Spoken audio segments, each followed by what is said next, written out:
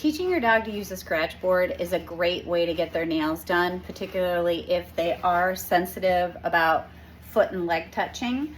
So we start the process of scratch board training with isolating the behavior of paw scratching, right? So if you have a dog who does naturally use their foot for problem solving, you are going to have an easier time because you're going to get behavior going earlier.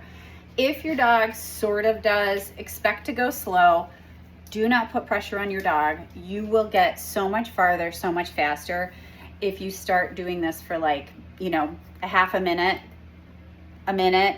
every day, and make it super reinforcing. So whenever we're introducing something new, we want to set the dog up to get reinforced or rewarded for it right away, so they feel good and they feel optimistic and they know they're headed in the right direction.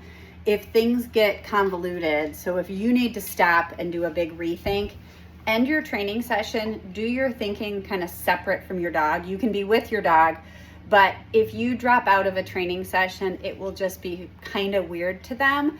So your goal is to be setting your dog up to get it pretty quickly.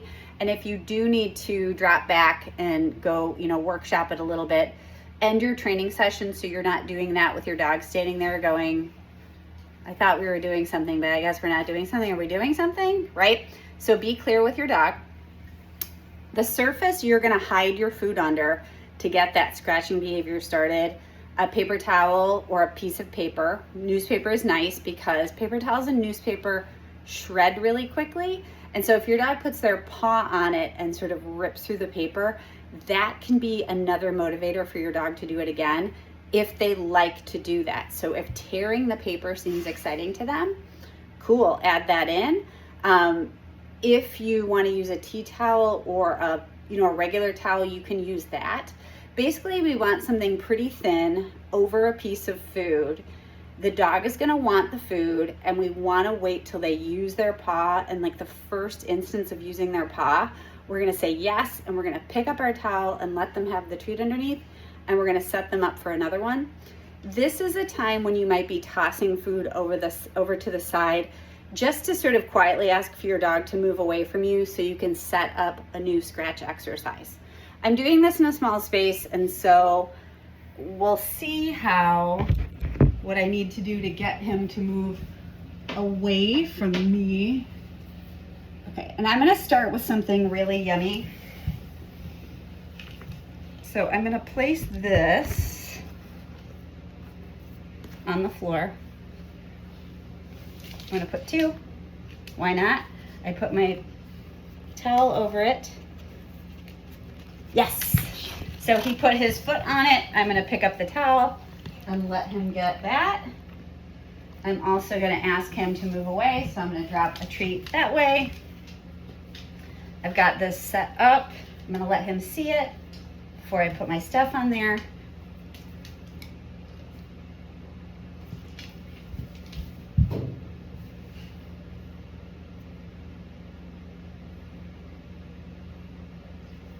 He's thinking about it. He's weighing his options. I'm gonna show him what's there again. I want this part to go pretty quickly. I don't want a lot of thinking because I don't want worrying about it to come into the picture. I'm gonna go ahead and reset Bill. Let him see this.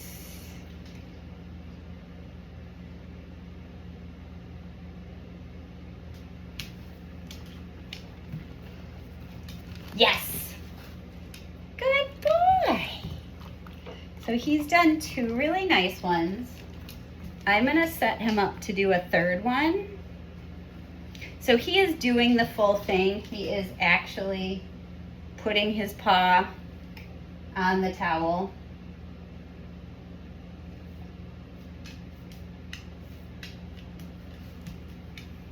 Keep your fingers out of the way, just so you don't get scratched.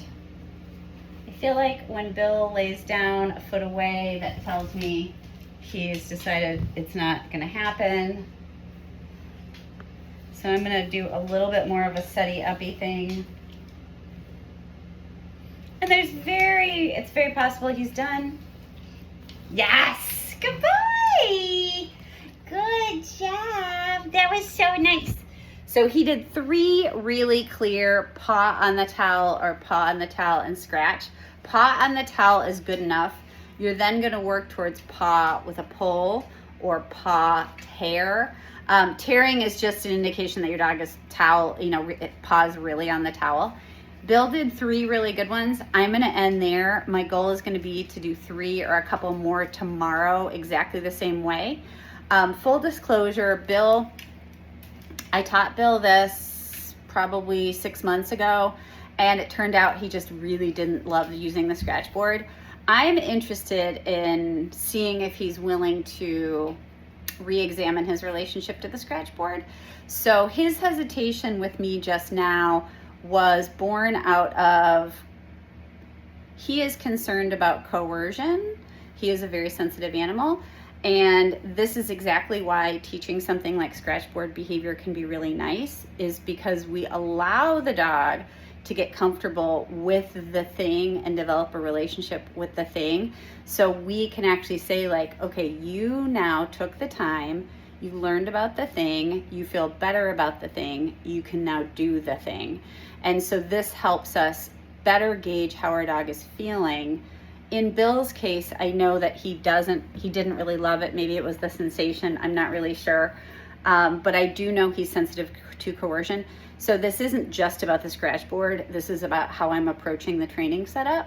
So I set him up, I let it be really easy. If it looked like he was thinking too hard, I reset him. I just tossed food over to the side. If it's taking too long for your dog to interact, think about ways that you could probably get some energy up. Even just if your dog drops into a sit or a down, toss a piece of food so they get up, place your new food that's going to have the towel over it on the ground. Let them approach it and see it before you drop a towel over it. Also, I mentioned, holding your towel down so your dog doesn't just nose it to get the food out, but you want to kind of keep your hands out of the way too.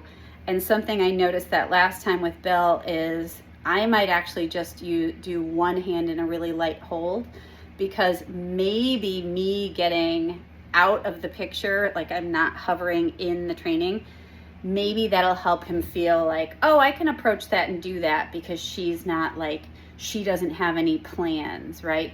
I want to make sure that suspicion over what my plans are doesn't interfere with my dog's understanding of the exercise.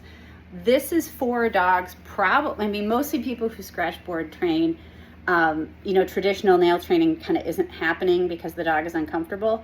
And so this gives us an opportunity not just for our dogs to kind of make peace with a form of nail trimming, but also learn the skill to do it in a way that feels good to them. So in the case of Bill, I'm very aware of pressure on Bill. I'm always very aware of pressure on Bill. And so for him to feel like a green light, I need to make sure that I minimize pressure enough that he's willing to engage with the scratch exercise. And that's where this starts. So getting a really confident, I'm gonna put my foot on that and pull it down, because that's the gesture we need for the nails. So if you have questions, let me know.